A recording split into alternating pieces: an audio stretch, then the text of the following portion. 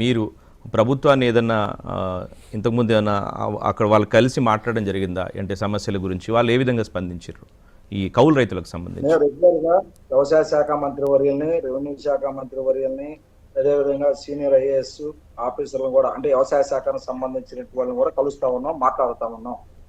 వాళ్ళు ఏం చెప్పేదేనంటే వింటున్నారు, చక్కగా రాసుకుంటున్నారు, అప్పుడప్పుడు కొన్ని సమావేశాలు నిర్వహిస్తున్నారు, వదిలేస్తా ఉన్నాం. కానీ దానికి కారణం ఏంటని చెప్పేసి మేము గట్టిగా నిలదీసినప్పటికీ సమాధానం చెప్పట్లేదు. కారణం ఏంటంటే భూ యజమానులందరూ గ్రామీణ ప్రాంతాల్లో కాస్త సంపన్న వర్గాలకు సంబంధించి ఉంటారు కాబట్టి ఓట్ బ్యాంక్ రాజకీయాలకి ప్రభుత్వాలు తల ఉంచుతా ఉన్నాయి. ఎందుకంటే ఈ కౌలు రైతులందరూ కూడా భూ యజమానుల పట్టుల్లోనే ఉంటారు. భూ యజమానులు ఏది చెప్తే అదే నిండే పరిస్థితి ఇప్పటికీ కొనసాగుతూ ఉంది చాలా ప్రాంతాలు.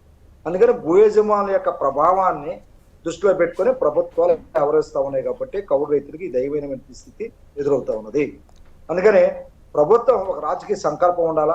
కౌలు రైతుల సమస్యలు ప్రభుత్వ విధానంతో ముడిపడి ఉన్నాయి కాబట్టి వాటిని అమలు చేయడానికి ఒక చిత్తశుద్ధితో వ్యవహరించినట్లయితే కొన్ని సమస్యల పరిష్కారానికి అవకాశం ఉంటుంది. అన్ని ఒకేసారి పరిష్కారం అవుతాయని మేము కూడా కోరుకోవటం లేదు. కానీ ఉన్నటువంటి కౌలు రైతుల్లో అత్యంత పేద కౌలు రైతులైనటువంటి వెనకబడినటువంటి పేద రైతులకి, కౌలు రైతులుగా ఉన్న వాళ్ళకి సహాయం చేయాల్సిన బాధ్యత ఈ ప్రభుత్వానికి లేదా అని చెప్పేసి సందర్భంగా ప్రశ్నిస్తాము. అందుకనే వ్యవసాయ శాఖ అధికారులు, రెవెన్యూ అధికారులు, ఉద్యానవన శాఖ అధికారులు, అదేవిధంగా బ్యాంక్ అధికారులు వీళ్ళందరితో కలిపి ఏదైనా ఒక సమన్వయం, ఒక ప్రత్యేక యంత్రాంగాన్ని ఏర్పాటు చేయాలా, ఒక నిపుణుల కమిటీని కూడా ఏర్పాటు చేయాలా. కౌలు రైతుల సమస్యలు వస్తున్న నేపథ్యంలో ఎప్పటికప్పుడు పరిష్కారం చేయడానికి 3 నెలలకు ఒకసారి అయినా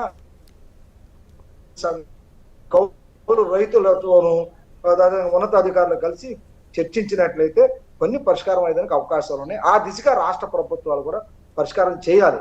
మేము అనేక సార్లు క్షేత్రస్థాయి నుంచి, అంటే ఇక్కడ రైతు సేవా కేంద్రం నుంచి వాలంటీర్ దగ్గర నుంచి గ్రామ సచివాలయం దగ్గర నుంచి పై దాకా వివిధ రూపాల్లో వివిధ పద్ధతుల్లో కూడా ప్రభుత్వం దృష్టి తీసుకెళ్తూనే ఉన్నాం.